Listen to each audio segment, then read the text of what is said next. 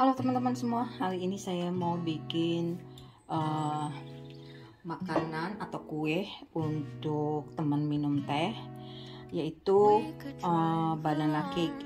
Ini kue yang paling simple dan paling gampang, gak pakai lama ya teman-teman ya. Bahan-bahannya pisang, yang pastinya pisang, karena saya masih ada pisang yang udah tua banget ya teman-teman, karena biasanya saya pakai buat sarapan pagi dicampurin sama sereal, entah itu buah pisang atau yang lain-lain ya teman-teman, tapi lebih sering buah pisang. Nah, ini ada masih sisa 4, tidak terlalu besar juga tidak terlalu kecil, dan sudah matang banget. Jadi saya pakai ada sisa 4, saya pakai 4, lalu telur 2 butir ya. Kalau mau pakai brown sugar boleh, tapi saya lebih suka pakai cinnamon ya, dia lebih ke herbal ya teman-teman. Jadi boleh diganti brown sugarnya pakai gula biasa, lalu gula biasa itu kalau nggak pakai brown sugar boleh pakai 100 atau 150, tapi saya biasa pakai nggak terlalu manis ya, karena pisang itu kalau udah agak lama atau tua itu dia biasanya banyak mengandung gulanya ya. Lalu baking powder 1 sendok teh ya, 1 sendok teh dicampurin ke sini ya teman-teman, ke tepung. Saya pakai tepungnya, saya campurin 105, pakai tepungnya 200 gram. Saya campurin pakai tepung almond ya. Tepung biasanya itu 150 gram, yang 50 gramnya saya pakein tepung almond ya teman-teman. Nah, ini tepung almond tuh enak banget ya. Berhubung saya masih punya, makanya saya pakai tepung almond. Lalu baking soda 1 sendok teh, cinnamon ya. Kalau nggak mau pakai brown sugar boleh diganti pakai cinnamon ya, atau lebih suka pakai brown sugar dan dicampurin pakai cinnamon boleh. Jangan lupa vanili atau ya vanili, kalau saya bilang mah vanili ya. Saya pakainya masih vanili jadul, karena di sini kalau vanili yang bijian itu mahalnya minta ampun ya. Vanili yang masih bentuk apa namanya, kayak biji-biji gitu ya, itu mahal banget. Makanya saya masih tetap pakai yang ini, vanili jadul ya. Lalu garam 1/4 sendok teh ya. Oke teman-teman, sekarang kita eksekusi ya. Ini apa namanya, pisangnya sudah saya aduk pakai apa namanya, sendok garpu. Lalu kita kasih garam,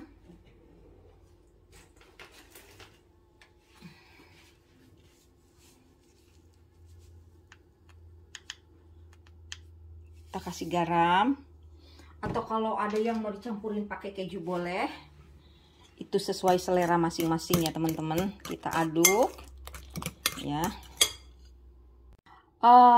Saya lupa bahan yang lainnya, 120 ml susu segar ya. Nah teman-teman, ini saya udah masukin ke dalam loyang. Jadi saya tadi lupa kasih tahu kalau menteganya itu dibikin melting dulu ya teman-teman.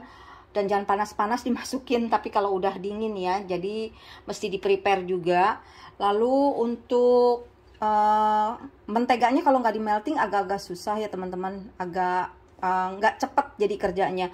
Lalu yang biasanya itu pisangnya kita bikin hancur dulu. Jangan terlalu hancur, karena saya masih suka ada rasa-rasa pisangnya. Kalau terlalu hancur juga nggak,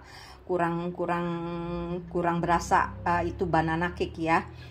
Nah, habis pisangnya udah dihancurin, lalu kita masukin telur dan gulanya. Itu yang gampang jadi satu ya.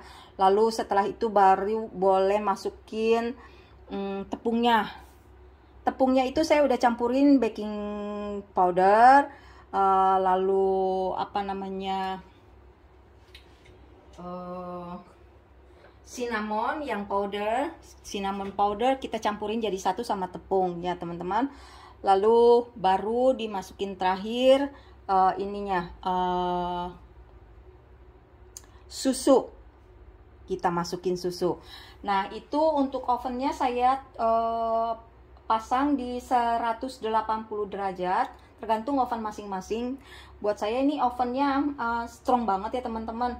Kita masukin di oven sekitar 50 menit. Jadi saya panasin dulu.